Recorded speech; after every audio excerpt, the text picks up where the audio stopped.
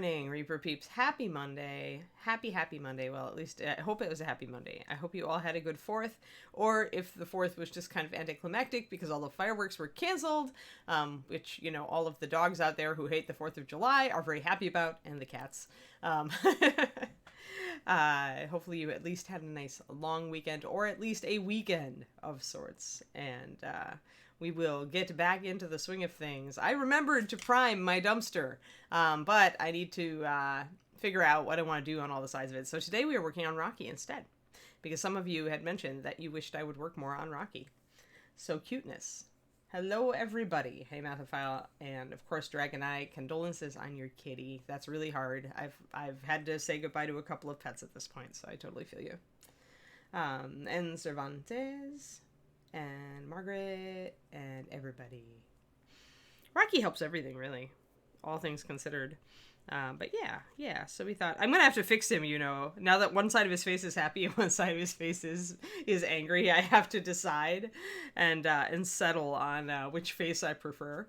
But I think today we're gonna work on scales. Hey, Miss Imp. Oh, good. Thank you for the sub, Miss Imp. Actually, and Androcrat, thank you. 2 subs. I was just going to talk about that today. I was just going to tell you guys that we only needed 26 more subs. Now we only need 24 more subs. Awesome. Yeah, we were totally, I can't wait for our next giveaway. I was thinking about making it a Rocky-focused giveaway or something. I don't know. I'm still thinking about, like, whether it should be dragons or whether it should be something else. But anyway, when we get to 60 subs, we do big AMA and a giveaway of paint and a few models. And so, you know, we like that. That's happy.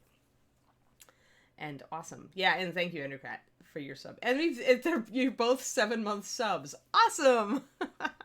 Lucky number 7. See, it's going to be a good week.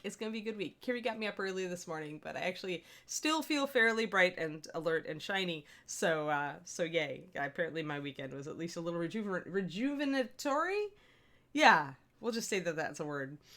Alrighty. Yes. Hi, Skelsey. It's good to see you too. Twinsies. Yeah. Awesome. All right. Well, let's just get to it. I just feel like painting. I feel like I didn't get enough painting this morning. Let's see here. I want to undo that. And then I want to switch over to that. Perfect. Awesome. We're back to well palette today. I'm feeling the well palette. Alrighty. I'm trying to think if I did anything cool and unusual this weekend. Sadly, or not sadly, I actually relaxed this weekend and didn't do a lot of painting. I did, however, finish the final edit on my novel.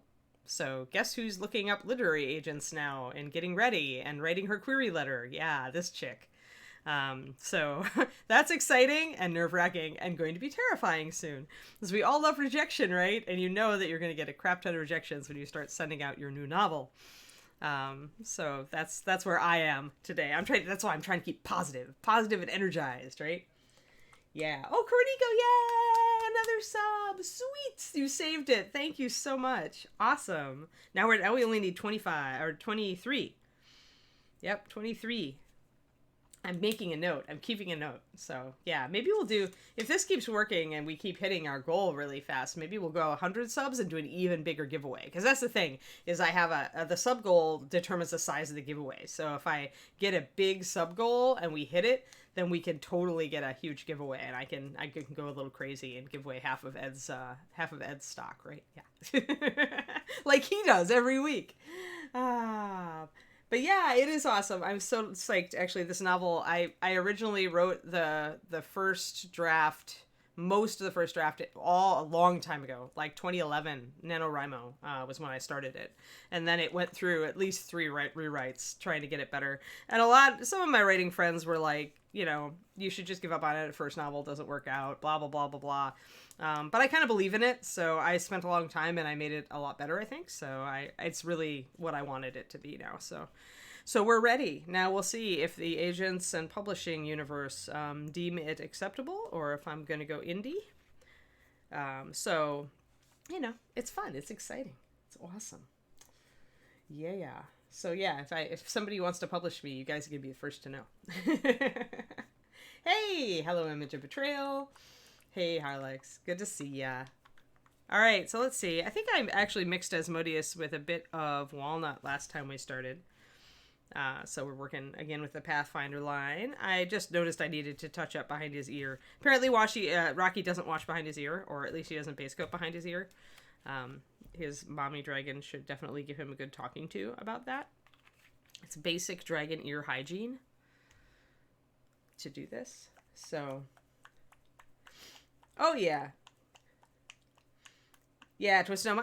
I've had faith in my writing since I was just like a teenager. Like I've been writing pretty prolifically since then.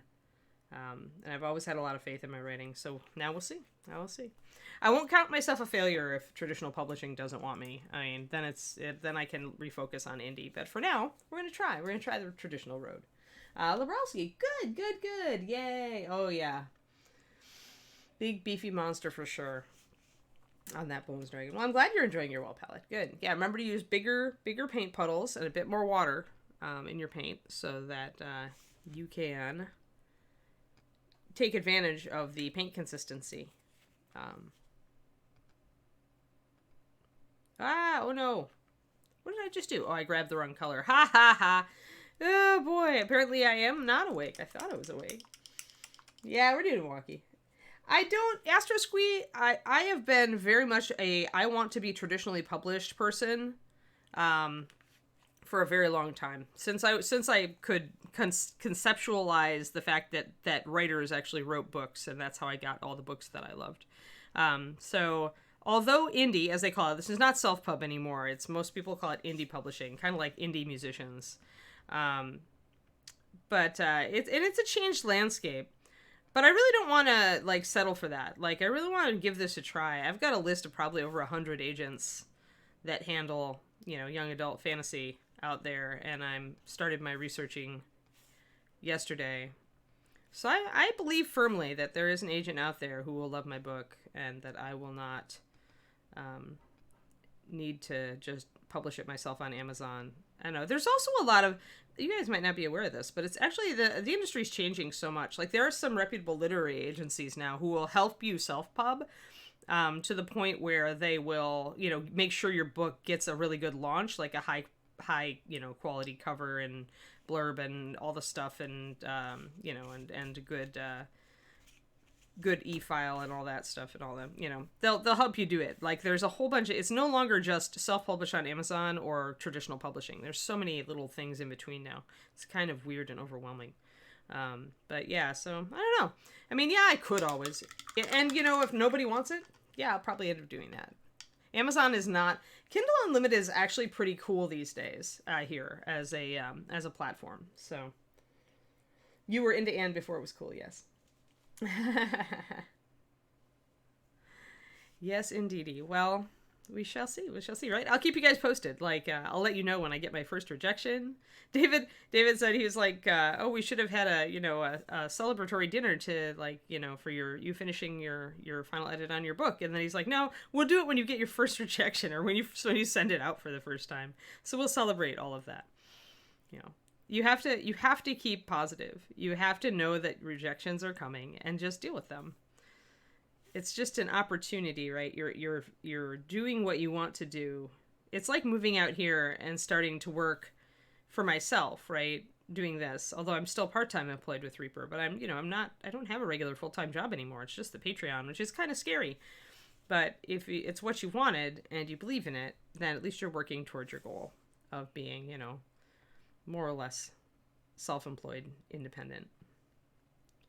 So that's what's so cool about that. All right, we've touched up the Rocky. I'm using a mixture of about, I want to say, this is probably about 6 drops Asmodeus or Amadeus. I always call it Amadeus, but it's probably Asmodeus red, which is 89507. And I use just a couple drops of walnut brown, which is generally a good darkening agent for almost any color except yellow.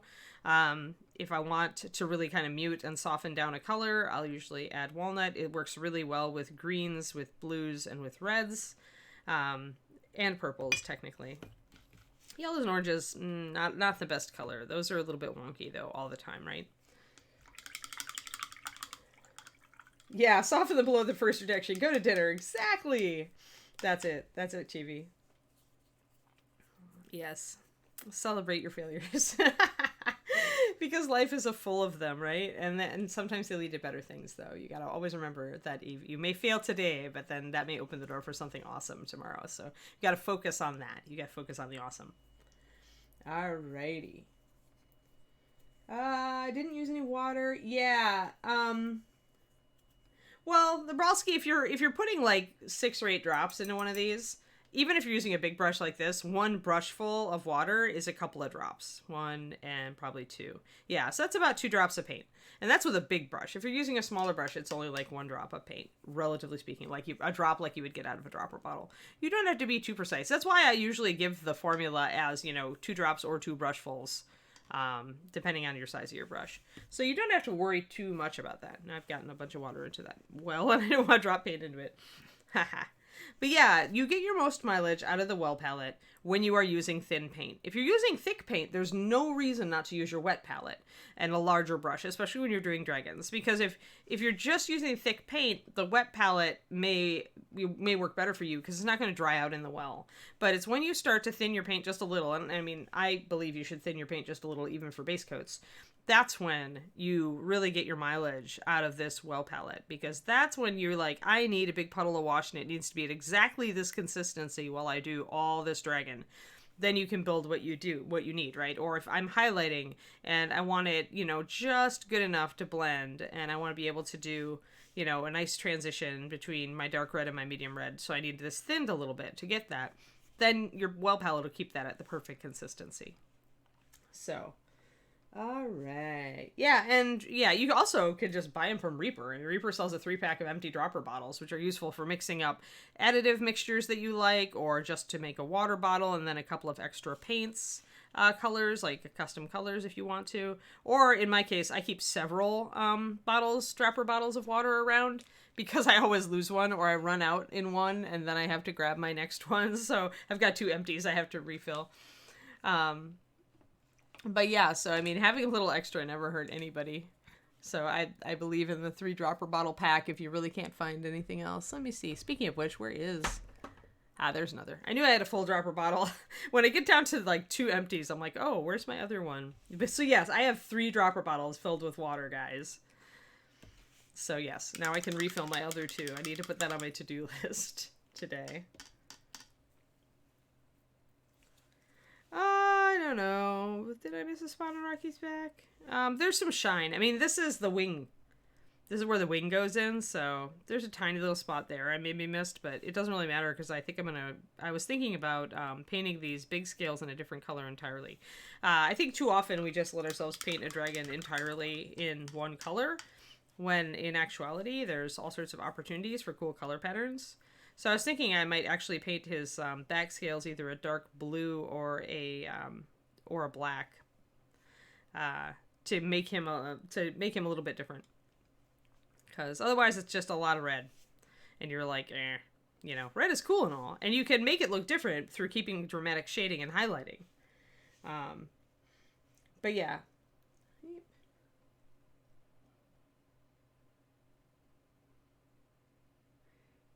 Yeah, if you're reusing a dropper, just rinse it out really thoroughly. Yeah, oh, no problem, Twisted Oma, yeah. Hey there, Alpha. I'm okay today. Kiri woke me up early, but I'm actually pretty bright and shiny, except when I grab the wrong red to mix into my paint, which I did before. But yeah, I'm doing okay today. Doing okay. So I was just telling the gang I finished the final edit on my first novel. And so I'm about to start sending that out so you all can follow my progress of getting dozens of rejections from literary agents now. Despite my seeming pessimism, I'm actually pretty psyched to be at this stage. It's been a long time coming.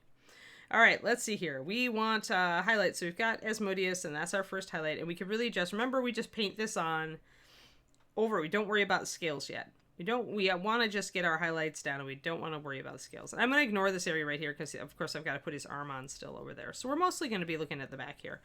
And we're going to be looking at, and here you can see where the highlights are. If you look at how my lamplight is falling, you can see there's a highlight here, a highlight down in the elbow. We have a highlight down the arch of the neck here, a highlight on the back scales, a highlight on the top of this haunch. See that light? And then the light going down there. So if you look with a proper light source, you can see already where your highlights should be. So really, just look at them and block them in. And if you want to, you can grab a little bit of your shadow color, which is partially why I mixed it up. I needed to base coat, but I also needed to keep it around. And you can kind of wet blend to make sure there's a good, nice transition.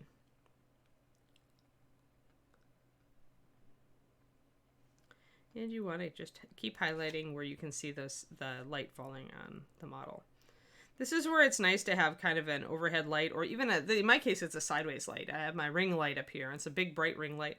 So if I tilt the model that way, where the light is falling appropriately, I can see where all my highlights should go, if I have any questions at all. And then I just paint right over what I see. So it can be very helpful to have a smaller directional light that you can set up. If you have trouble envisioning where to put highlights, where the light would actually fall in the model. I used to have an overhead lamp where I would just hold the model up, you know, like going like this and look at it, and then I would bring it down and paint. That works very well as well. Really, the important thing is when you're learning to highlight, if you're trying to visualize an overhead light source, sometimes it's not as easy as you think. So you want to have something around for a reference that you can double check yourself on. After enough time goes by and you've painted enough models, you really do get a sense of, you know, well, if the light is coming from here, then the highlight's going to be here. But in a model with a lot of nooks and crannies or intricate armor, it's still sometimes nice to have that light source so that you can figure it out, right? So really, I'm just blocking in upper areas. I'm trying to keep a rounded shape to my highlight if it's a rounded area like the shoulder here. Down here, I've got more of a hard cutoff at the top of the highlight because this is where this muscle mass ends and this other muscle mass bulges out. So we're looking at that. We probably need a couple of coats because reds never, you know, cover great, and over dark colors, it's sometimes a little harder to get them to build up. But I really like how it looks starting with a really dark red base coat. So that's why I do it, even though it may be a little bit more work for me. Hey, Planner. It's good to see you. David is actually out in, since it's Monday, he has a crap ton of meetings with his work. So he's actually out on the balcony of our apartment in the beautiful weather doing his meetings outside, I think. Although I hear some rustling around, so he may be going for an additional latte at this point. If I had to be in meetings all morning, I would need an additional latte. So I'm going to do the back of Rocky's ears as a red, but I think I'll probably do the inside of the membranes in a kind of a tan color, which is traditional for red dragons. And probably the same color down his front here. And then work the horns kind of off of that, maybe. I haven't decided whether I want to go dark with the horns or light, but if I'm going dark blue or black with these back scales, then probably I want to go lighter with these little horns coming out of the back scales, just for contrast. Just remember, you want to kind of vary things, right? And also, talking about color, if I wanted top contrast, I would make these back scales light, right? But you also have to think about where you want the attention to be focused on the model. And with Rocky, his scales are probably more important than these little back plates. As you're turning him around, you kind of want to think about it. So you don't want the back plates to ever distract. They're really not an important part of the model. It's more his attitude and his pose that is more important. So that's why I think I would go dark. However, since I've started with such a dark red, that means I need to build up contrast. And that means I need to bring my highlights up probably pretty strong up against what these scales that are going to be black, which is why I started doing that, you see, on the other side, bringing those highlights up really strongly so that when I mark these back scales in as black, they'll pop out, right? There'll still be good contrast there. It won't just be dark red going into a dark blue.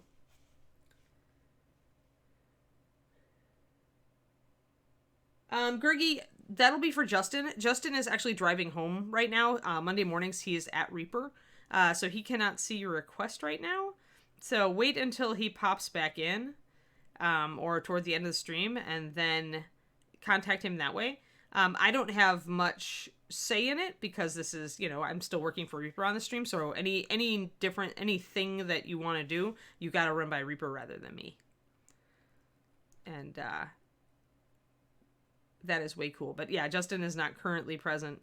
He is he's left us to play. We've made him complacent because we're always so well behaved. Probably we should be terrible someday and make him regret it, but I think I missed a mold line. Don't you hate that? It's really down on the bottom of the dragon, so it's like, well, is it worth it? Is it worth going after that mold line? Is it really going to annoy me at some point in the future? I don't know. Eek. Terrible sounds fun. We'd have to think of something to do to Justin. This is difficult.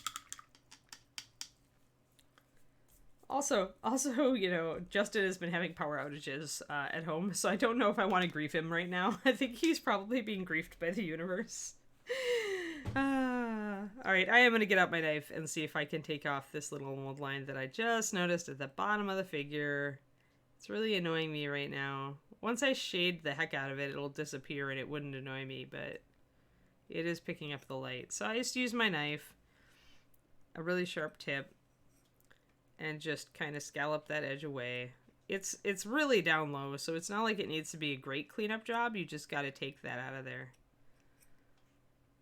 I think I did. I did take it off at the tail end of the model, which is funny. I just failed to take it off down here. Probably because I was like, oh, that's down so low. You'll never see it. And then, of course, I can see it. So now you can see my little bit there. Oh, yeah, corrosion is totally much... You're right. As long as you use... I find Mathafile, as long as you use a good photo reference, so you make sure that you're doing the effect correctly, corrosion is really, really easy. I mean, you'll see me do some stuff coming up on the dumpster. See? Look, all primed and ready, all constructed. The dumpster is ready to go. And it still opens. So we can do all sorts of painting effects on the dumpster. So yes, sometime this week I think we'll start on the dumpster. I want to do some rust... I want to do chips and cracks and scrapes and maybe some graffiti, you know, thinking about it. Stuff like that. Fun stuff that we haven't done before because we haven't had anything like a dumpster to paint before. We could do all that on a dumpster. I should, like, finish the dumpster, like, really high quality and then put it in the display case along with all the fancy figures that we own. And the dumpster can have a place of honor. Like, my perverse sense of humor loves that idea. Yeah, remind me also toward the end of the stream, Gurgi, and I'll tell Justin to check back and see if he can see your message. But I mean, what you should do is probably just message Justin on Discord. That would be probably the way to do it. Reaper Justin. I'm sure that, and I don't remember. I think he's Justin at reapermini.com. But I would probably message him on Discord. That seems to be what I've heard him do before with people who want to do special stuff during the show. Oh, War Mammoth. Wow, Harlex. Ambitious. That's not a bad choice for a second mini. I mean, it's a lot of ground to cover because it's big. But because it's big, you have extra room. You know, you have a lot of extra room to play around. Like, big models, at least the details are very easy to hit. So, that's the plus side. The downside is that it's a lot of, like, brown or whatever whatever your base color is. It's going to be a lot of that color and then a lot of highlighting and stuff like that. Oh, Daffodweir, thank you! Yay! We are trying to drive toward our next AMA. Let me make a note. Now we only need 22 subs to get to our next AMA. 22. I'm just tracking. I'm all excited. Yeah, because I really would like to do... After this one, after we get to this, because we've been aiming for 60 subs, and we've been doing it pretty well. So if we can aim for maybe 100, I could do a big giveaway, do something big. That would be fun and exciting. Or do a couple of... I like to do more than one giveaway, so it's not just one person who benefits.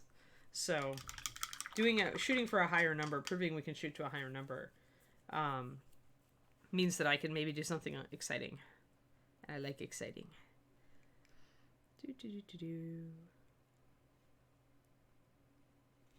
All right, touch up complete. Excellent. So now we can't see our mold line anymore, and I'm much happier, and we can see that our highlights are starting to come out on the Rocky. Oh, Numbat, you are so awesome. Thank you. Woohoo. Shared rewards. Thank you for the 5 new subs. Wow, awesome. All right, well, now we're down to 17. Let's see, 17. Making a note, making a note. 17 subs needed. That's doable. We should get that by easy by the middle of the week or the end of the week. Super. Awesome, Diesel. That's before you're fully caught up. That's amazing. That is total pog. Like, getting caught up on your miniatures like collection is like, that never happens. Like, I thought that was fictional. I was pretty sure that reality is completely fictional for me. I'm gonna get the top of his little ears. Just pretty much gonna I think I'm gonna do the basic highlight on pretty much everywhere it should go. And because these colors are fairly close together and I've thinned the lighter red, the Asmodeus, a little bit, it's very easy to blend this color into the darker one. So you don't really even have to worry about doing a special brush stroke or anything. You can just paint it on. There we go. We'll just get a little bit of highlight. Doo-doo-doo. And I'm using a bigger brush because, you know. Oh, super Griggy. That's awesome. You have a back order of roughly 200. Well, there you go. Now you're one of us now, Diesel. I was gonna say you're coming off as superhuman there for a second. All of us just went, oh, a little bit when you said you were almost caught up. But we're like looking over at our shelves of shame and doom and our closet full of models going, oh. But now you make us feel good. Another 200 sounds entirely reasonable.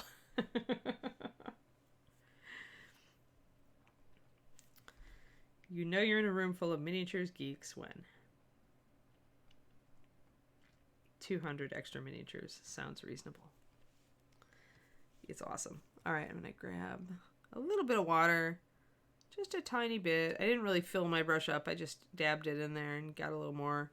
You can tell when your paint's getting thick, right? You can tell when it kind of skins over, when it feels like it's getting a little goopy. That's the time when your brain says, oh, it's getting a little goopy. That's the time to add a little bit of extra water. And you don't have to add very much. Don't even need to add a full drop. Like, I didn't reach for my dropper on that one. I just dipped about halfway of my brush into the water and brought it back. That probably is about a half a drop. You get kind of a feel after a while for your paint consistency and how much water to add. While you're developing that feeling, that intuition, what you want to do is always add a little less water than you think. You can always add more water, but you can't take it out. Then you're stuck putting more paint in, right? Which is less optimal because you might waste some of it then, or waste more of it.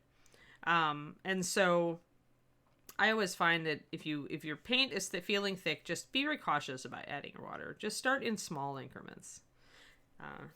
And it's less important to have a number of drops ratio in your head than it is to understand the feel of the paint on the brush and how it's coming off the brush.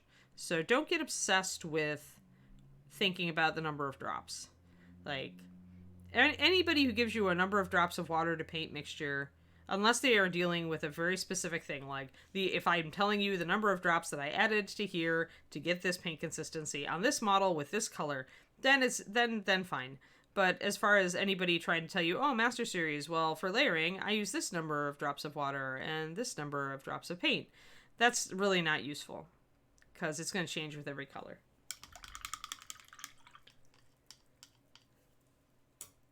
Oh, wow. That's a classic planer.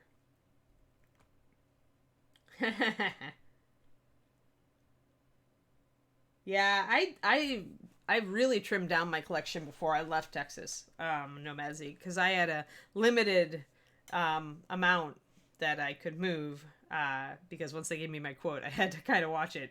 And then there was only a limited amount of space in my car, of course, because there was a me and a Kiri in it already. So yeah, I was very much limited. I downsized a lot, and now I have I'm down to, this should give you an idea how big my collection was before, but I think I'm down to 6 or 7 boxes of miniatures. Boxes meaning, like a big box. Some of it is old out of print. Like, I still have a soft spot for the old Confrontation models, and I just could not, although I did get rid of a number of them, I just could not bring myself to get rid of some of them, so... But I did tell myself that if I didn't paint some of them soon, then it was going to get time to put those suckers on eBay. So I have to paint them if I'm going to keep them, because I've got 2 full boxes of out of print Rackham Metal Confrontation. Unopened, yeah. Well, yeah, Mathophile, most of them are unopened, but keep in mind that, like, 2 of those boxes are big models, like busts, right? So they're probably only, like, 2 dozen or less models in those boxes, maybe? Or this big stuff like Scale 75, or, you know, Andrea Warlord Saga, where it's a 54mm box, you know, it's bigger box. So, yeah, Confrontation. I have a bunch of it. I kept only the prettiest models, and I'm a sucker for the Wolfen. So it's like, okay, I have all these beautiful things. I needed to put some paint on them. Back in the day, I painted a lot of Wolfen when Confrontation was first popular. I had a lot of commissions for Wolfen, and I painted a lot of them for myself and sold them. Because they were selling pretty well if you could do a good paint job on them, because they're such nice models. But yeah, nowadays, of course, it's all out of print. I have some of the really cool, unique character Wolfen, and I have some of the cool, the Griffins, some of their prettier minis, the Alahan Knights. Yeah, the Fire Elemental is a fantastic model, Dragoneye. Oh my gosh, the big Confrontation Dragon. That's the one I didn't ever get my hands on. Like, I got the Unicorn even, which was a late coming out in America, and so it almost wasn't available almost. But I did not have, and I have the Chimera, but I don't have the Dragon. I don't know, Ultra Squid. Some of that stuff is worth money, but on a very limited audience. Like, some of those things you might be able to get a crap ton of money for in auction, say at Gen Con, or on eBay, if you hit the right market. The problem is finding the right market. Like, eBay, you can get lucky, but you also can get unlucky in that the people who would be in the market for that might not be looking at your auctions. So at that point, you almost have to, like, get your hands on some vintage minis and just start putting up some of the less exciting stuff with only a couple of exciting things thrown in. And then once you've got an audience, then maybe you want to put up your Comedy Lords and see what they go for. The auction at Gen Con is usually full of people wanting vintage D&D stuff. So that's maybe one of the better options, because then it's like, now given of course Gen Con canceled this year, not in person, but usually it's like a nice captive audience of people who are looking for nostalgia value minis, and so some of that old classic stuff really goes for good money. So yeah.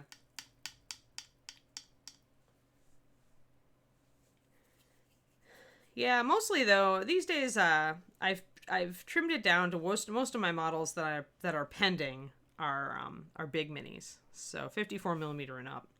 I also have a couple of big statues. I mentioned my Overwatch Tracer, wanting to get going on her, like on Friday's stream, I think, and then or Thursday stream, sorry. And then I also have a big 1/6 scale, so about a foot tall, little less than a foot tall, Monster Hunter figure.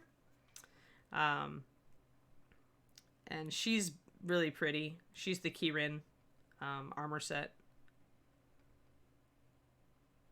So I really like her. All right, so I think I've got a nice solid coat of Asmodeus on, and I've kept my shadows down here. Now remember, we were doing some reflections too, so I'm going to put a little bit of a reflection down near, a highlight down right near the gold, because if you recall, light is going to bounce up from the gold onto the lower leg of the Rocky, because gold is highly reflective, right? So if there's light, it's going to bounce.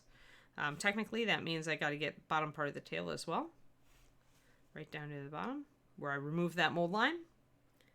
And you're never going to get a huge effect from those bounces. It depends really on how shiny you paint Rocky scales as to how much reflection you'll get. I painted them pretty shiny on the front, so I actually brought in a fair amount. There you go. See your highlight down there on the bottom. And I do need to fix my focus. Hold on. There. I think Amazon Safaroko. She's pretty cool. She's terribly cute. I've never done an anime style figure before. So other than, well, technically Overwatch is somewhat anime. So technically Soldier is somewhat anime, but Tracer is more so. But yeah, I've never really done like a really anime figure, and the Monster Hunter figure is definitely... an interesting project. She's so cute, and I really liked her whole attitude and her outfits. So she's actually pretty simple too. So it's going to be a lot of freehand probably to bring out some interesting details on her. Because a lot of the outfit itself is fairly simple textures. So to dress it up just a little bit will be the challenge. Alrighty, let's move on to some... Yeah, it's rare that I go for, like, I don't actually actively follow a lot of the anime collector figure type stuff. Which is kind of a shame, because I remember back when Final Fantasy X came out, there were some amazing figures, like pre-painted, but still really would have been awesome to repaint figures from that, of the various avatars. Or Eilidons, or whatever they call them, for the summoner. And that would have been fun. Alright, so from... You could go a couple ways up from Asmodeus. When you're working with a dark red starting color, I used to always go up with blood red. And that, you can see there is enough difference between these two colors for blood red to be pretty good with Asmodeus. And then the other one I was using the other day was fresh blood on my way up to like a clear red. Or if you don't have clear red, but you have the Pathfinder line, Sione Scarlet is very close to clear red. So you could go up that way. I almost always bring red up to clear red, though, because clear red is really the obvious high pop red that we have, like very, very bright. And you cannot get brighter than clear red for reds. So it's if you're making a very intense red, like this guy is very saturated, then clear red, or like I said, in a pinch, Sione Scarlet, are good colors to go up to. Fresh blood is a little bit more muted than those. If you look at the butt end, you can see there's definite difference. This is more of a pure pigment, and this has some other pigments in it, you can tell. But so the dealio is here, and you guys have heard me say this before, but when you're highlighting, the closer together your colors are, the less you need to thin your highlight to get a nice blend. So if you were looking for less work and you didn't mind using it, throwing an extra color in between things, you could go from Asmodeus to blood red, and then blood red up to fresh blood. And you wouldn't have to thin much at all to get these to go in a nice blend over the top of each other, especially over a textured surface like this, where your blends don't even have to be perfect, because the texture will naturally make the surface, make it look blended. It'll interrupt the surface. So you could use blood red, which is one of my favorite reds that I ever made. And honestly, up until, it may still be, but blood red is also like our third best-selling color. Uh-oh. I may have a Kiri emergency coming, guys. You may have to ad-lib while Kiri had kind of a bad evening yesterday, so she's still kind of recovering. So if little dog has an upset butt, I may need to run. So let us set up anyway. I tend not to go for the easy, and I like to thin my paint, so I'm actually going to go straight up to fresh blood, which means that I'm going to have to thin it more than if I used blood red. There. So you can see how much brighter that is. And it kind of spewed into my palette, so I don't know an absolute number of drops. My guess is that's about 6 drops. I'm going to start out by putting 2 drops of water in there. The funny thing about reds and oranges and yellows is that they look really transparent when you try to use them as a base coat, but then when you try to blend with them, they seem to resist making a smooth blending stroke. So you have to thin them more than you think you do. And then, of course, it takes longer to build them up because you've had to thin them more than you think you do. Kiri, are you giving me a concerned look? Should I take you outside? She's kind of got, yeah, I don't know. She kind of got that look to her where she's not real comfortable. Well, I'm keeping half an eye on her. Oh, yeah, sorry, my Monster Hunter model is Monster Hunter World. The keyrin from that.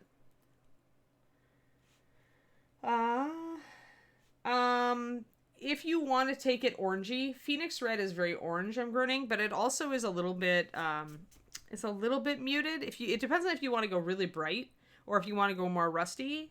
If you really want to go bright, I'd go Magma Red and like Explosion Orange. I'm actually going to be using like Sunrise Orange mixed with my Clear Red or my Sione Scarlet, whichever one. I happen to have the Scarlet to hand. So I tend to build up to a bright orange. It's Phoenix could work. Phoenix is built just with a little bit of white in it though to make it cover better. So it's a little muted. So it depends on, use it and then see if it's bright enough.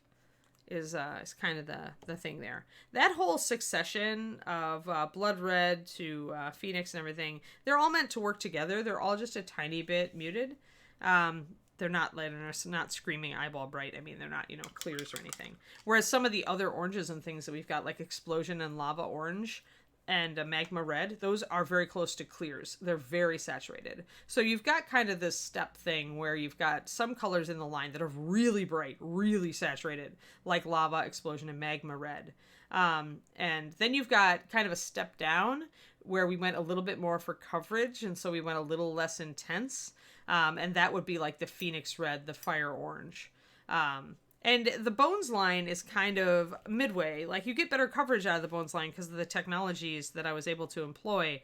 But they're still fairly vibrant. So that's why I tend to, for my bright orange, I tend to grab Sunrise because it's very saturated, but it still has a little better coverage than the Explosion orange and Lava orange. Phoenix red to lava, not what I would recommend. I would use the triad. I would go probably fresh blood to, I don't know, to magma, or to fresh blood with a mixture of lava. You're getting a little weird there because, like I said, Phoenix red really has a little white in it. And so that's gonna, and yet you're using very saturated colors otherwise because fresh blood is fairly saturated. So you're dealing with, saturated color to a desaturated color, and then lava orange is really saturated. Your mileage may vary. Do the mixes and see, right? But if it's giving you trouble, then I would switch to lava orange with just a little bit of magma red in it if you have the triad.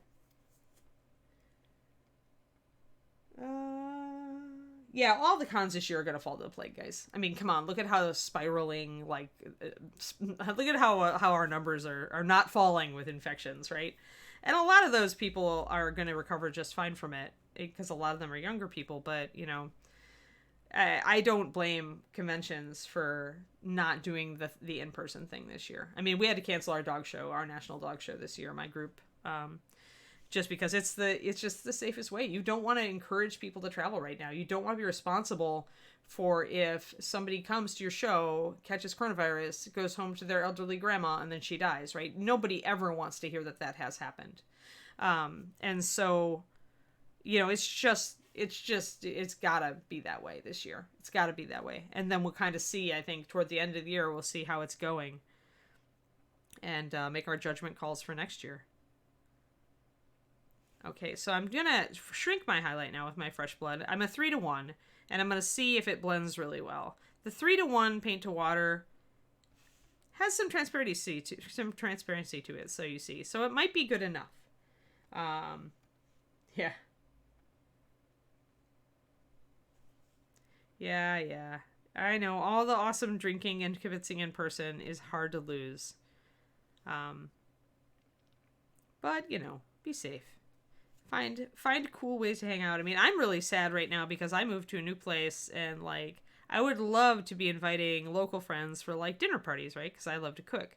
So, but we can't do it because coronavirus. So it's unless all of us catch it and recover from it, and even then, we're not sure. So there's things I would love to be doing too and that I miss, but it's just the way it is. So you concentrate on other stuff that you can do and enjoy. I am glad that I'm living with somebody. I'm glad I'm with David, so that I'm not, living all alone or anything. Otherwise, this would be very lonely indeed. Although, to be fair, and this, I kind of have always felt this is going to be the awesome case, too. I mean, as nerds, as geeks, at least we have things like online games, right? We have technology. We have stuff where it lets us, we have online tools to play D&D, so we can at least talk to our friends, right? We can still hear everybody and feel like we're in a community, and maybe we're a little bit more accustomed to the digital presence, like a lot of us, I'm sure, have made friends online who we've never met in person, right? But it still feels like they're friends, like we're close to them. So we have that tool to help us get through this in a way that past generations didn't. And I've always felt that this is what makes our generation very interesting too as we get older, right? Because I can just see the nursing homes full of geeks playing D&D. And the grannies playing online games to hang out with their friends, right, can you see this? Isn't this awesome? And that is, I think, really fantastic, because the problem with getting older is the alienation and feeling like you're alone, and understanding and embracing the online communities is a way to get past that and still feel involved and vital and like you have good friends as you get older. And so, totally off topic, but I think that our geekliness is setting us up for good stuff, for a very good result. Oh, awesome. Image of betrayal. I didn't realize you discovered. Yeah. Oh, you discovered that Reaper's right there. Yeah. Uh-huh. Oh, yeah. Well, and once we open up again, then you'll be able to come into the store and do Paint Club Saturdays and stuff. I know, right? Right, Safaroko? It's like you want to invite people over and have dinners and hang out with friends and just kind of can't. Oh, yeah. Long way from herd immunity, Mike. Absolutely. Yeah. Granny's going to be healing in MMOs for a long time. Yeah, exactly. I'm going to be one of those grannies. Well, of course, I didn't have kids, so I can't be a real granny. I have to be somebody's pseudo granny, but still, I'm a healer. So yeah, that's me. No physical D&D tanks your drive to paint. Yeah, Nomad Zeke, no conventions for painting competitions really has tanked David and I's, drive to do really high-end stuff too. So, although we're talking, he's setting up a big project. So now he's making me want to set up a big project. So maybe we'll start something shortly that we can share progress on with you guys. So he's got a big model. I have a Warlord Saga model that I've wanted to paint for a long time that was sculpted by the same person that his model is sculpted by. So I was like, even though his is privately produced and not Warlord Saga from Andrea. So we're thinking we might just paint models from the same sculptor and do big diorama bases and stuff like that. So now I'm making my highlights a little smaller, right? I'm not going to take the red of the fresh blood all the way down to where I did the Asmodeus red. I'm going to stop a bit. I'm going to more highlight toward the top. I'm going to leave a little bit of my previous highlight sticking out underneath. And you can be a little chunkier with it on this because texture hides transitions very nicely. So, yeah, if you're stuck in your cave, you may as well do stuff like that, right? Hey, Channer, how's it going? Yeah, I saw Skyrim Grandma. No, Mezik. I at least watched one. But yeah, that's what I'm talking about. Like old people never had, elderly folks never had these tools to stay interested in. I mean, Skyrim's different, right? Because, you're not usually playing with friends. I don't think does it have it online? I mean, Elder Scrolls Online is the thing, but I don't think Skyrim is group playable. But still, right? Just getting to the point where it gives you something to do also, and if you can transition to an online community, then that's even cooler. I just think being geeks is going to really keep us all interested in life a lot longer. And that's the key for living longer. That and taking care of yourself so you can kind of enjoy your life. Alrighty. Got some highlights on top of his little earsies. Earsies. Boy, that's my brain. That's where my brain is today. On the plus side, the doglet has settled down again. So I think she might sleep through the rest of the stream. That would be good. Then I can get her outside before things explode. No guarantees, though. It is Kiri. You get the tops of his little eye sockets here. Let me get those brighter. Cervantes, I'm no longer working straight for Reaper, but when I was the one, because Sadie has taken over my job now, so now it's Sadie making the new colors. But what I used to do is if I had a color that I really needed for a project or I really wanted to make, honestly, I would make a gallon formula straight off the bat. And if I didn't like it, we'd just sample it out as a random color.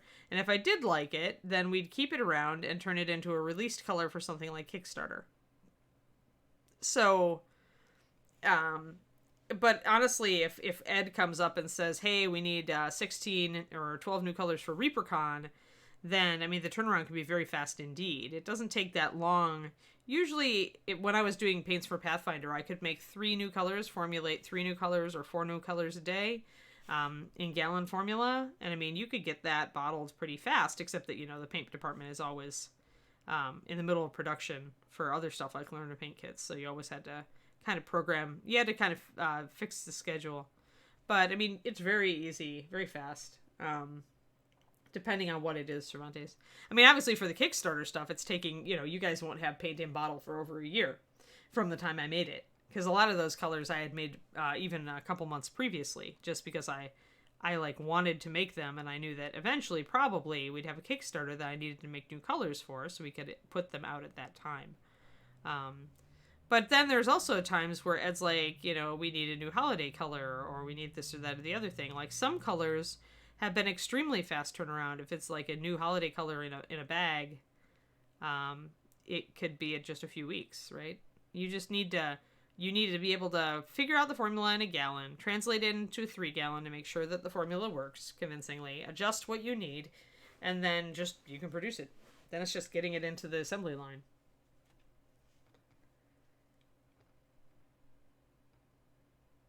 Yes, M. Groening, I would say that is more consistent. I'd have to look at my magma, but I think you could go pretty well from fresh blood to magma. Magma's pretty intense. Alrighty, so you can see kind of how this side is starting to look a lot like this side, or vice versa. I'm going to bring this red up right next to these scales now, these big scales. And then I'm probably going to actually lay down a little bit of white and then paint this red over the top. Or actually, since this is fresh blood, I'll lay down some white and then paint a little bit of Sadie Scarlet over the top. Because putting an undercoat of white down will make my highlight that much brighter. And then the end of his tail looks pretty much all plates, so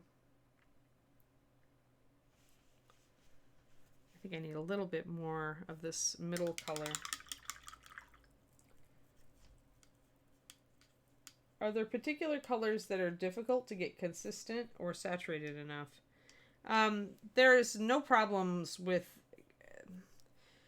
There's never a problem with saturation. Like, when you're building a formula, you know instantly if you're desaturating a color because of the pigments you're adding. So that's never a problem. Unless you've got a complex color that's got, say, black in it and some other colors that interact with it, then maybe. But none of those have really ever given me trouble, Mathophile. The difficult ones are the ones where we're mixing more than one base because we want to get a particular color or effect or front load of pigment. So there are several colors where we're mixing colored bases into the regular base, for example, to get a specific color.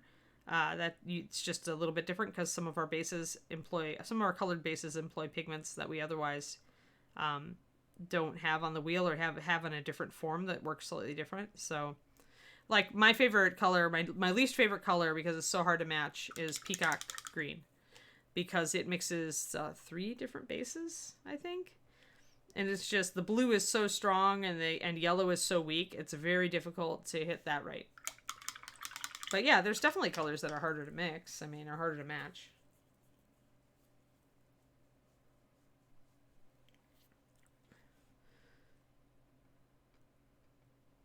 The reason that we do that, by the way, mixing different bases, is that our colored bases use the high density pigments. Several of our bases use high density pigments, whereas our pigment wheel doesn't use the high density, and that gives us more options as far as how we want a paint to act, because sometimes you don't want the high density pigment. So when I'm mixing a particular base that has high density pigment, that's why I'm using that to mix into other bases, because I want a little bit of additional coverage, but I still want a high saturation color. Things like that. We've got a whole bunch of different tricks we use. Of course, as stated before, I'm no longer the paint maven. I taught Sadie everything I knew, and if she's like John Bono, she'll claim I taught her nothing. But yeah, peacock green is the devil. That thing. I think I had to actually make it a bunch of gallons of it for a Kickstarter, as I recall too. It was one of the set 2 colors for a Kickstarter, and I just hated it. That, and there's a blue that's really a devilish color as well. Don't remember which one. Soft blue, maybe. It's really hard to hit. But because the amounts of pigment in our bases can vary with a greater degree, they aren't as accurate as obviously the pigments that we put in from our wheel, which, you know, we can go down to a 1/48 of an ounce there. But when our bases are mixed in, you know, by our producer, they don't have as stringent guidelines as far as amounts. So sometimes we get a little tiny bit of shift, and that can throw you off.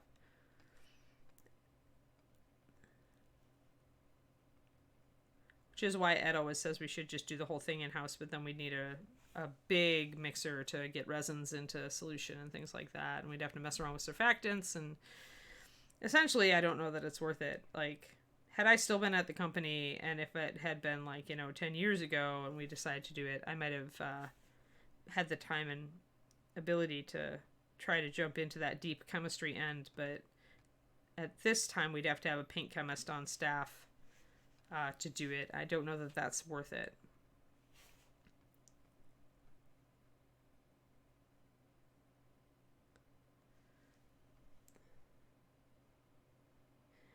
Peacock green is a great color. It's just my most hated color to mix.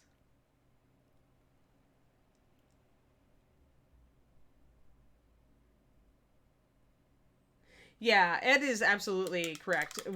New colors are not a super high priority right now. We have 500 plus colors. Anything we make now, unless it's utilizing new technology, is just going to be splitting hairs with something else. So you're going to be getting a green that's, you know, maybe darker than this green or lighter than this green, but it's still very similar.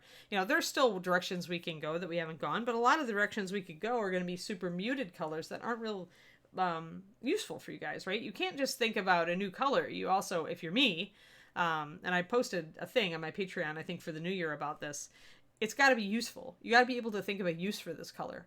Why do you need this color when you already have these other colors, right? So if you can't answer that question, then you're just asking your customer to pay for something that they might not even need. But if you look at a new concept, and you're like, oh, we don't have anything like this, and I could use it for this, and it'd be really useful for this, then that's different, right? That's how a lot of the new Kickstarter colors came out. And every once in a while, we do discover a color that we just don't have that's super useful. And an example of that would be carbon gray, which is a charcoal gray, which is from the last Kickstarter.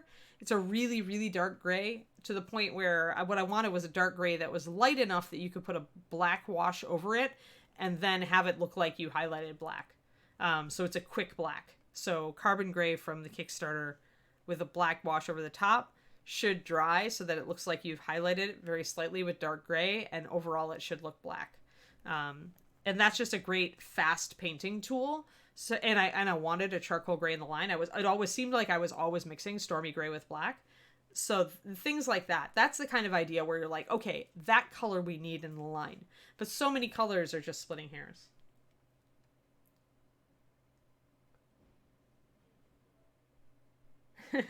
Thanks, Cervantes. Yeah.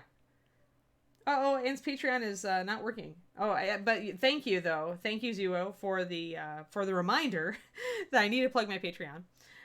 So yes, I have a Patreon for those who do not know, and thank you to everybody who has signed up recently. I guess in the last week I've gotten several new patrons, and thank you. It's awesome to see you come in. Welcome. And I do PDFs and some other videos, more focused learning. We get off topic a little less on those videos. I try to keep them relatively short. Usually they're between 10 and 25 minutes. And we've got a whole bunch of different levels, and I do PDFs on like color theory and utilizing colors, and you know, right now I'm working on my new PDF for the next Dungeon Dweller paints. And I've got some skin tone. I think this is going to be the month of skin tones. Doing smooth skin tones, I think, is going to be this month's Patreon stuff. Both on 28 millimeter, and then we'll go to a bigger model.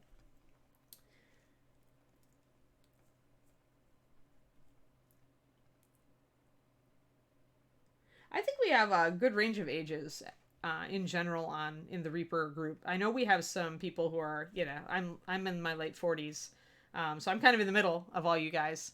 But I know we've got some younger people. We've got a lot of people in their 20s. At Paint Club, the youngest I think was 16. And he's my youngest patron also.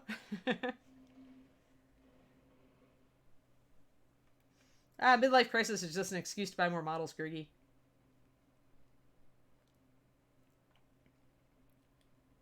Oh, good. Well, good, Sephiroth. I think the $5 tier is actually one of the more interesting because I talk a lot about paint chemistry in that one, and paint color theory, and using colors together and what colors go together, and like for things like the holiday colors and the dungeon dwellers, I'm giving some alternative paint triads because those don't come in triads, so they don't always have an obvious highlight and shadow. So I'm able to do things like that on my Patreon and put it out in PDF form, which I think is I think the $5 tier is a great tier to get in on.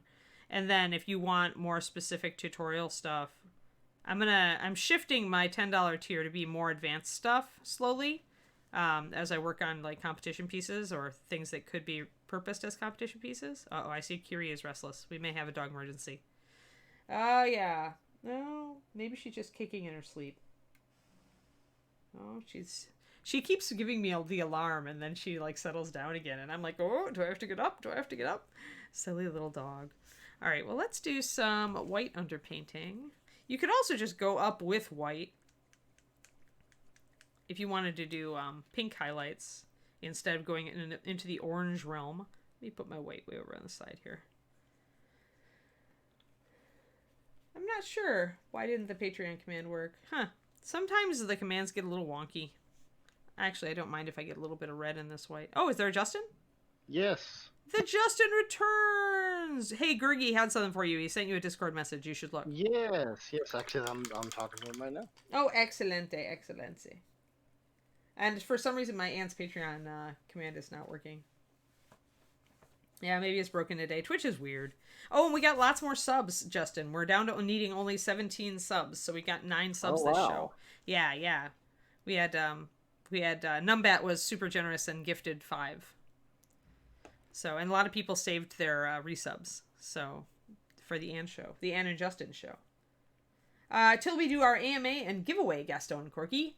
So essentially, we've got a goal of 60 subs, and once we hit that, I'll figure out a nice giveaway of like 6 paints and a few models and stuff like that. We'll do a few of those.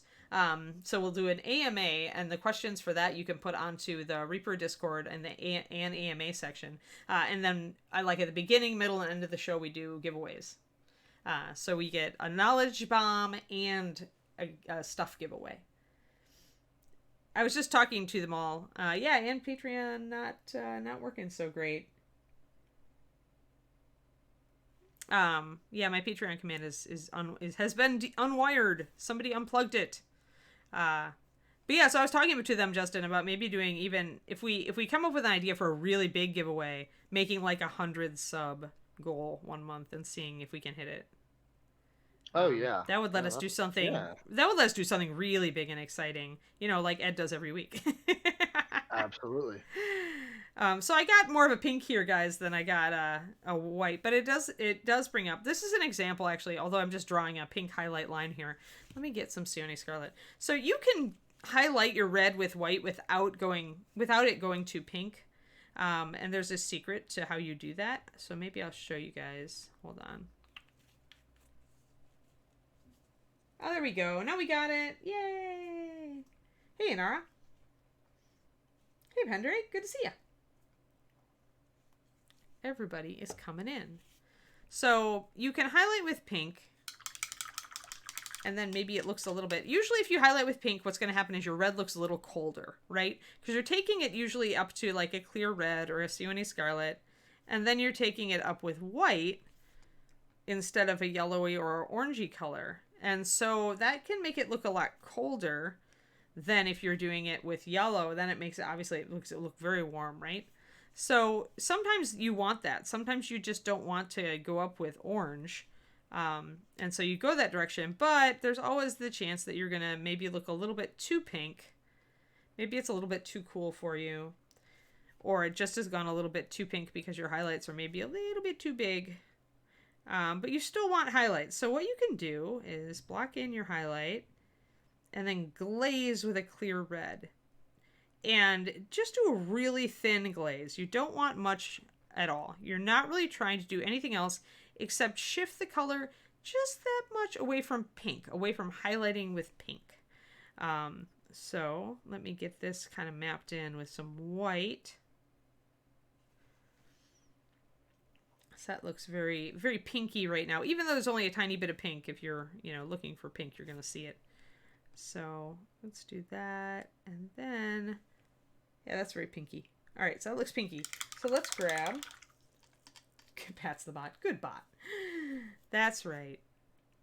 The bot was asleep. It's Monday. It wanted to sleep in. It wanted a 5-day weekend or a 4-day weekend instead of a 3-day weekend. So glazes, of course, are colored water. So I'm using Sione Scarlet instead of Clear Red here. Trying to get it to go where I want it. You want it, a glaze to be like colored water. You want to take this down from pink just a little, but you want to keep your highlight. So it's kind of titchy as to how much water you put in. I'm just looking. When in doubt, always go too thin because you can always put another layer on. So I'm going to add a little more water. And this now looks like, yeah, there we go. That's colored water. See it? Yeah, colored water. Colored water. Paint it over the top of your pink. And it will make it not as pink. Ta-da! Suddenly it doesn't look nearly as pink, but you still have a highlight. And you can do this a couple of times if you want to.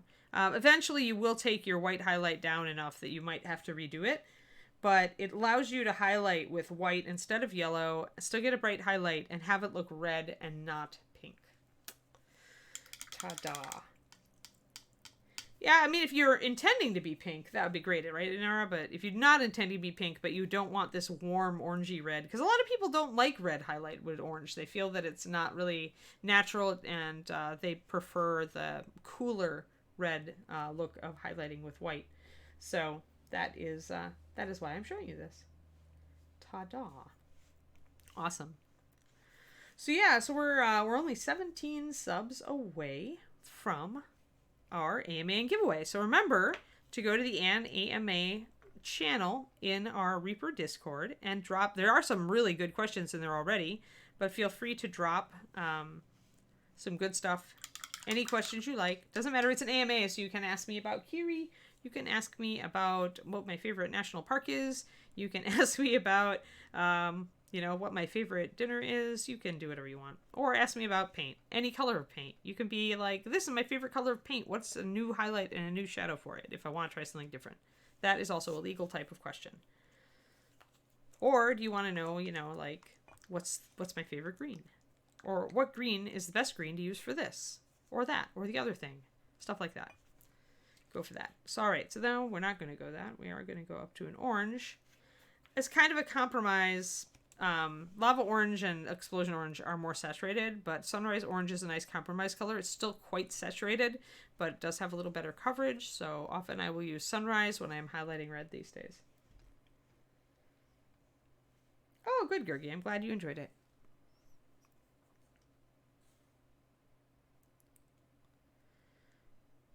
Yeah, I need to do another. I want to do a couple more things like that in the future. There are so many topics. Actually, I've got a ton of good topics for the $5 tier coming up. I did some brainstorming over the weekend. Because, working on the holiday weekend, that's me. I always tell David he has to keep me from workaholicing. So I'm just going to glaze this orange. Because oranges are so transparent, I can just glaze this right over this pink that I did. And shift it toward orange. Which is another thing you could do if you didn't want to go very, very orange, but you wanted to warm up your highlight. You can use that pink, and then we've got that color. Hold on, let me get in here. Let's get a little closer. Now we've got that more, and we'll pop that a little bit more out of frame so you can see it. Yeah, there is. Warms up pretty well. And then I'll do maybe another hit of orange toward the top of that. Now it's quite orange. Now it's coming up more orangey like it was on the front. Although this actually has a little less orange, and I actually didn't do as much of my middle red. I did a lot more middle red here. Now I can adjust this. This is not too late to adjust because I have all my colors open. So I just need to put a little water in them because here we're going to be doing adjustments, and that means glazing. So if I feel like I've lost some of my red right here because this is surface control. If I feel like I need to take this up a little bit and introduce more of my reds and I've got too much dark here, then I can go back in with all these colors and do it. And I usually want to glaze. I usually want to bring in pretty thin paint so that I can just do small adjustments until it looks right, because I've already painted some of this area. So here, not so much, because here it's just like brought up just like this. But I can put thinned paint down and kind of shift colors slowly. And I want to kind of avoid my bright highlighted areas. But maybe I want to bring this up a little bit. Bring that down a little. And maybe I want to bring in a little bit more fresh blood here underneath these orange scales to make sure that I don't lose the look of my red. I still want this to be very red. Sometimes when you get very complicated in your highlights, you can lose a little bit of what you originally set out to do. So you want to keep an eye on yourself. Make sure that the area still looks the color that you want it to be. And luckily with these, it's easy to kind of go scale by scale and go, okay, I'm going to lighten this row of scales just a little bit so I can bring in a little bit more red on that haunch, like so.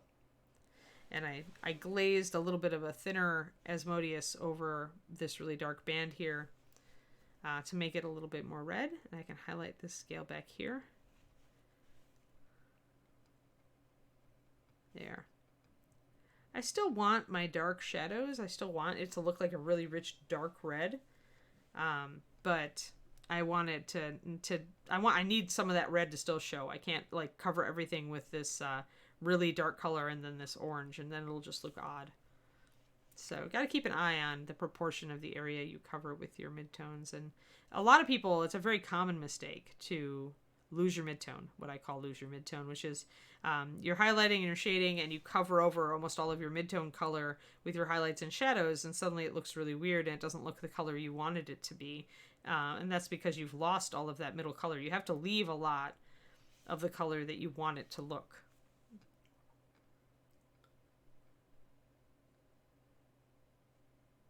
Wow, that's impressive, Riot. I mean, I'm glad that our stuff is working as intended. Alrighty.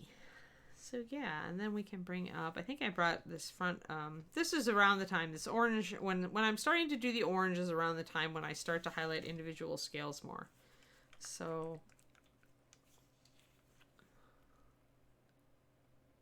I'm gonna make this a little stronger. Boop, boop, boop. Making my orange just a bit stronger. And I guess we have to, it's almost time to wrap this up. So let's just highlight a couple of his scales up kind of high on his back. Uh-oh, Kiri's kicking again. This could be bad. Oh, she's sleeping. All right. It may be just like last time where I suddenly have a dog emergency right at the end of the stream. Better than the middle of the stream. So when you're coming up here, now this is the time when you can start to highlight individual scales. Maybe with a little bit of orange, maybe with a little bit of your clear red or your Sione Scarlet, whichever one you're using, to make some of these scales really pick up. And I also used a little bit of Lantern Yellow on the front as well to pick the top level scales up. But then when you start bringing out those scales with slightly lighter highlights, that's when you start to see the texture, and you see it pretty quick. Like, you didn't have to sit here and paint every scale all along. You just need now to bring out some highlights on some of these scales to make them stand out. And then you get the texture coming in.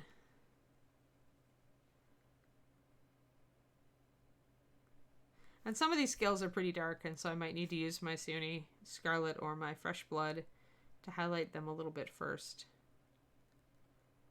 Like maybe some of these darker scales only get a highlight up to Sione with just a tiny bit of orange near the top. Depending on how much of the light would be hitting the area, remember, that's what we're kind of thinking about also. So some of these scales might be going a little too orange, and some of these might not be enough. Have to always remember where I'm coming from here, where my light source is coming from. And that top edge of the scale is going to be what's highlighted with the orange.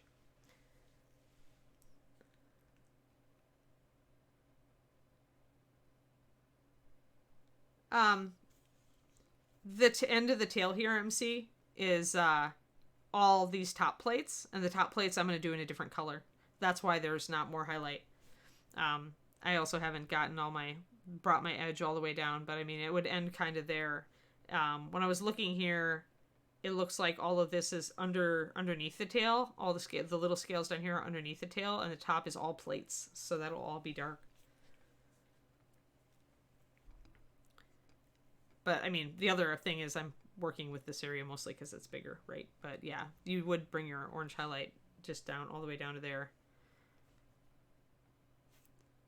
You just keep it small because the tail's very thin here, so you wouldn't get much of it showing out. But yeah, pretty much down here is all plate. So this is the last area that actually has scales above the, what I'll call the kind of the horizon line, above the, to the point where light would fall on it, right? And even then, that's a little bit too light there. Don't want to go too dark. There. So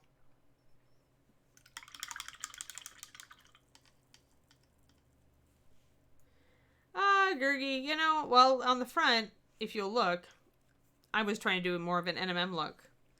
So I didn't highlight every scale. I just highlighted the ones that were really picking up the light. And I did put a little bit of a red highlight on these. There's this band is pretty dark and doesn't have a whole lot going on. But then you've got the reflected highlights down here. So I'd say in the end, I'd probably have highlights on almost every scale, but they're going to be spot highlights. Like it's going to be easy. It's going to be a boop, boop, boop, boop, boop, boop, boop, boop, right? So it's not like you're sitting and individually painting 5 highlights on every scale. I'm actually changing the amount of highlight that each scale gets and the color of highlight that it gets. And I'm hitting almost all the scales. I mean, only the ones in deep shadow I probably won't be hitting. So I don't have my highest highlight out here with the yellow and the white, because we're running out of time here. But a lot of these highlights are going to be very small because I want a very dark red with Rocky, I've decided.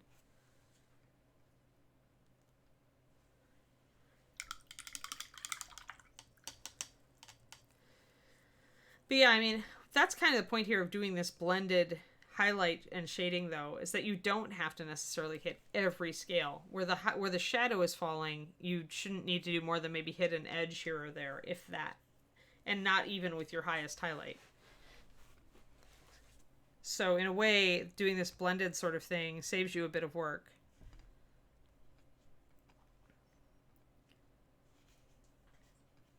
All right, but anyway, let's see here. I guess I could... Yeah, it's coming up on 11.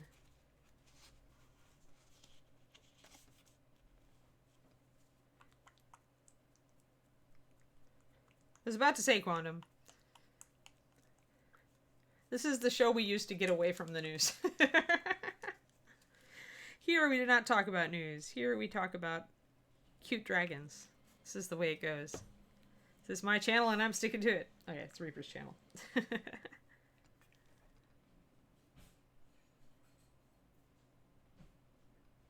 I'm putting a little bit of my white into my yellow, so I can put a little spot highlight onto things. This is lantern yellow. Boop. There. So actually, 1, 2, 3, 4, 5, 6. 6, and if we count the white, it'll be 7-layer red. Not quite as bad as my 9-layer red back in the day.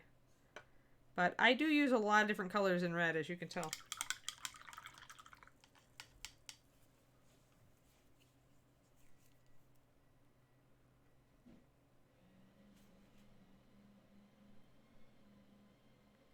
I'll just do a little bit, take a little bit of yellow, and just hit, let me see if I can get up real close. There. Alright. Grab some yellow, and I'm just putting a little bit of yellow here at the top. So we don't need a lot of yellow. We just want to really hit some of the areas that we would definitely highlight. Like, this is where the light would be really strong on these scales. And I like to come up to orange, especially on red dragons, because fiery breath, right? So it suits It's hard to see. We're getting a little bit of reflected light from the window. You can tell this blue light is the window outdoors light hitting my Rocky. But you can see those yellow highlights that I'm putting on, and you could bring those all the way up to white or almost white if you wanted. Just a little bit. Remember, every highlight you put on should be slightly smaller than the previous one. So that means that when you're getting down to highlighting with yellow or white on top of red, you are at very, very small highlights. A little more than spot highlights in a lot of cases. And some people would say that it's not necessary, but I find that that little bit of yellow really pops those scales, really makes them show up. Because then you've got this dark shadow and you've got these bright highlights. And so in some ways, if you'll notice, I'm using the shadow to define the dark scales and the highlights to define the light scales. So that's kind of the trick here that we're using. Now in this time, there are some like scales down here in the shadow that I haven't highlighted at all. I could grab a little bit of Osmodeus mixed with fresh blood, and I could just put a little bit of a red highlight. I wouldn't take them all the way up, but just a little bit to let them stick out there so that you're not neglecting them. You don't want to just leave them in the dark, I think. You want a little bit of red because they are shiny. They would catch some ambient light. But I'm not bringing all my scales up to the same level. Like all of the scales don't deserve the same level of highlight because they're not all facing the light necessarily. There we go. So that looks pretty. That's about what I want. I want a rich dark red with like orange highlights that looks fiery. And that's what I've got. So that would be how I want to paint the Rocky. That pretty color. You can get a very, if this wasn't a textured surface, you can use this same sort of way to do highlighting to get a really red velvet look on cloth. Because if you take your shadows very dark and your highlights very vibrant, you can get that kind of satin look, that crushed satin look, where the shadows go really dark, but you still have a vibrant color on the top. So that's, I used to do cloth on vampires this way. And if you think you've lost your red, again, if you've lost your mid-tone, you can take your red glaze and paint it over the whole area just to bring a little bit of more red back into it. And you'd be shocked at how much of a difference that can make after a couple of layers. And suddenly it starts looking less dark red and orange and more actual red. So you can tune things. Those glazes are so good for it. Remember to wick any excess out. Do not let it pool because you're working with such thin paint. Yeah, and that looks vibrant and red. Oh, Dabber. I already did. I showed people how to do NMM on the front here. With taking the bright highlight, and I actually kind of wiped it out a little bit here when I came back in with red. But the key is to have your bright highlight and then your dark shadow and then your under reflection. So yeah, we already covered NMM on this Rocky right here. So my question for myself is whether I want to continue to do that. But I may not want to. So considering how seldom I finish a model on here, it was more this is how you do NMM on this surface, and the haunch is a very good way to put it. Here, be a little bit more difficult. You'd end up with a line of it going up the side. But yeah, I did mention that I might do a gold or silver one. But I mean, that's how you do it. I mean, I could show you on... Yeah, just check. I only had one previous Rocky... No, two previous Rocky episodes. So you don't want the one with the face. You want the previous one, the first one. But yeah, I mean, it's organic NMM. And it really is about... I mean, now, if you don't know how to do NMM, then I would have to sit here and go through every single section of the dragon to show you how to think about it and look at it. Yeah, and the gold... Yeah, I mean, the gold is definitely NMM, but I think he was talking about painting the dragon as NMM. But the haunch is the only part that I did that on. So I may still do it over here. It's not, like, too late to do it over here. But I wanted to kind of talk about different reds and colors and the scales and the mass highlighting up back here. So yeah, that's the problem with organic NMM is, like, I could show you how to do it on this Rocky, but you wouldn't necessarily be able to do it on another Rocky with a different pose unless you really internalized the techniques, right? Because it's all about learning to think about how light not only falls on an object but bounces off.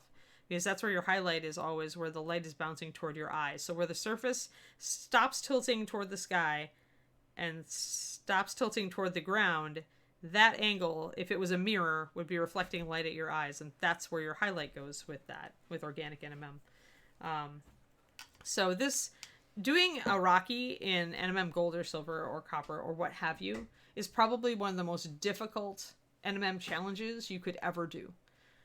You would really have to have a good grasp of non-metallic metals and how light falls. It'd be an excellent exercise, but I think you probably want to learn NMM on easier surfaces before you try to do something like this, because otherwise you're just going to get frustrated, and worse, you're not necessarily going to be able to tell if it's working, because if you don't understand how the light is going to reflect and how you should be, where you should be putting your reflections, the why of where you should be putting your reflections, then you're not necessarily going to be able to troubleshoot yourself. That's the difficulty. Yeah, Dabber, I would definitely grab like a knight that's in a ton of plate armor and do a silver steel armor NMM and do that first and then troubleshoot it. Like, get some friends who know NMM to help you out. And that will hopefully help you. You want to really internalize the shapes and how light goes on different shapes. And then try it on something like this. Just because you don't want to be frustrated and ending up with something that you really don't like, that you feel totally failed, right? You want to set yourself up for success on this. So who knows? Maybe we'll do a silver Rocky in the future. That could be silly.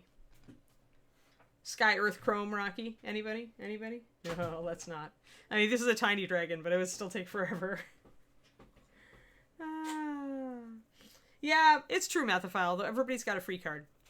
Everybody's got a free card. My free card was color. David's was light.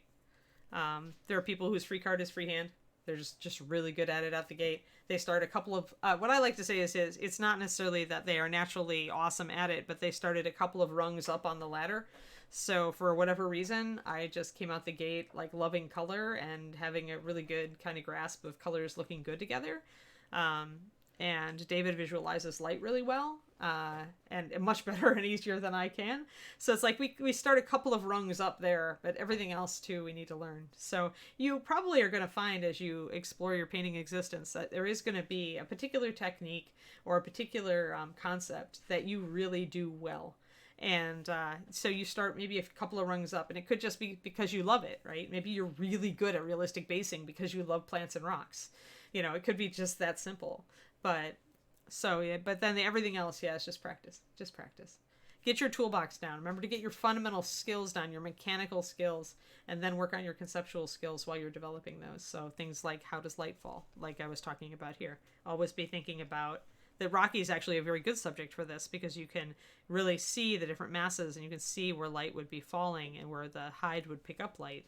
So painting these muscle masses in nice big broad ones is good practice for thinking about light.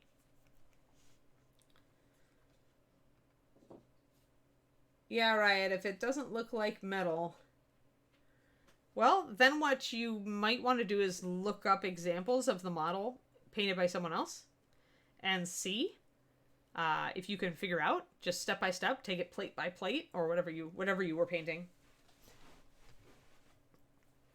But with metal, if it's not looking like metal and you're using the right colors, then it's going to be your highlight and shadow placement. Always remember highlight, then shadow, then under reflection, right? So you're going to have a place where the light is coming down and hitting the model. You're going to have a place where it's bouncing off toward the eye. You're going to have a bit of a shadow area, and you're going to have light being reflected up at the underside or sides of the model, depending on your environment and depending on the pose of the model. And it's always different. That's why painting something like this in an organic NMM would be really difficult, because every shape is different and every shape is angled differently, and yeah, very difficult. It's probably not your colors, Riot. It's probably shadow and highlight placement. And it could be, I mean, depending on who you're showing it to, you really need to show it to somebody who understands NMM. If you're just showing it to your friends and they don't understand NMM, they're probably not going to give you the best feedback. So you might want to put it up if you're on my Patreon. Put it up in my Discord and ask me, troubleshoot this NMM, and I'll probably be able to give you like 2 tips right off the bat that tell you what you did wrong. But you could also put it up on the Reaper Discord and just ask, hey, anybody who's good at NMM, can you help me troubleshoot this? Because if you're on here, you probably can be on the Reaper Discord, and you should be on the Reaper Discord. But make sure, yeah, you want advice from, you always, when you're trying to really improve at something, you want advice from somebody who's better at it than you. And it's good, it's the best if these people, if the person that you get has a very analytical, a good analytical mind and can really analyze the basics of where it went wrong. I'm just going to paint his little snout because I like his little snout. Justin, do we have a raid? Yes, we do. Who are we going to be raiding? Just Isis. Just Isis. Just Isis? I don't think she's just Isis. She's Isis and awesome. That's 2 things. There. I agree. Yeah, forums. I mean, there are some good painters on the Reaper forums that can probably help you troubleshoot. If the streamer that you picked is really good at NMM, hopefully, then, that's really key, though. Get somebody who's good at NMM to just kind of pick it apart just a little for you. And just say, what are 2 things I could do to make this look more like metal? That's usually easy. Then we can, just do an easy. You finally caught a stream, except it's the tail end of it, Kihasu. I'm sorry. Welcome though. Do watch the VOD. I went late today. Hi. Oh, my dog is giving me this disgruntled, please can we go outside look, guys. So I guess I have to wrap it up. Get it in on the Reaper Discord, Kihasu. If you have a question, put it in the AMA because we're only 17 subs away from hitting my AMA. And then I'll do an AMA session and we'll do giveaways and I'll answer all the questions that I can get to. So, fear not. But I will be back tomorrow at the same exact time. And hopefully you can catch a live one at some point where you can actually sneak a question in. All right, guys. I love you all. Patrons, I will be getting some content to you shortly. Everybody else, I will see you tomorrow. I don't know what we'll do. I have a bunch of models that I've got lined up to play with. I do have the dumpster. We'll see where we go. We might do more Rocky. We might do something else. Rocky says, bye, everybody. Have a great day. All right. Thanks, guys. Laters. Keep being awesome. And don't forget this afternoon we have Miniature Monday. So if you guys want to... Yes. We did an episode last week too, actually. So yes, here in about 2 hours we'll have Miniature Monday. And then tomorrow we have more but we will not have Proctor's show on. He had something come up, so he cannot do the show tomorrow afternoon. Outside of that, I should see all of your bright and shining faces for Miniature Monday at 3 o'clock Central. Thanks, guys.